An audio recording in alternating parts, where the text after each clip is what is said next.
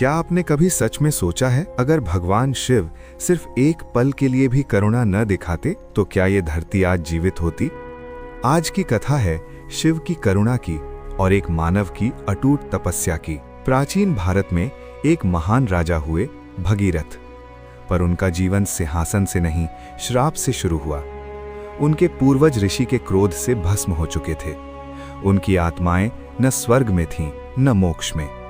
भगीरथ जानते थे ये मुक्ति आसान नहीं।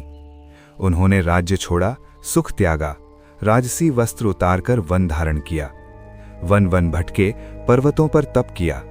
आंखों में एक ही प्रार्थना, मेरे कारण किसी आत्मा की मुक्ति अधूरी न रह जाए। हजारों वर्षों की अकल्पनीय तपस्या के बाद आखिरकार गंगा प्रसन्न हुई। पर गंगा बोली, राजन, मैं पवित्र हूं, पर मेरा वेग भयानक है।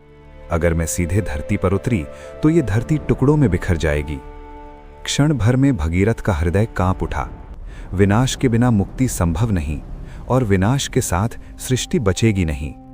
तभी भगीरथ समझ गए, अब कोई राजा, कोई देवता, कोई शक्ति इस संकट को नहीं रोक सकती सिवाय शिव के। भगीरथ पहुंचे कैलाश। वहां शिव थे, ध्यान में लीन, अचल, अनंत। भगीरथ ने पुकारा नहीं, शिकायत नहीं की, वे भी मौन में बैठ गए।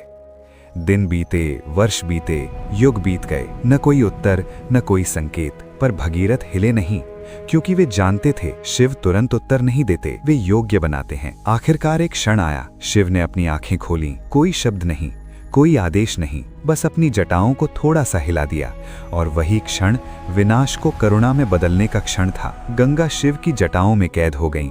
उनका वेग शांत हुआ, उनका क्रोध करुणा में ढला। फिर शिव ने मौन में ही गंगा को धरती पर उतार दिया। गंगा बहीं, पृथ्वी जीवित हुई और वे आत्माएं जिनकी प्रतीक्षा युगों से थी, मुक्त हो गईं। भगीरथ फूट फूट कर रो पड़े। जो धैर्य रखता है वही करुणा पाता है और शिव का मौन कभी खाली नहीं होता। हर हर महादेव।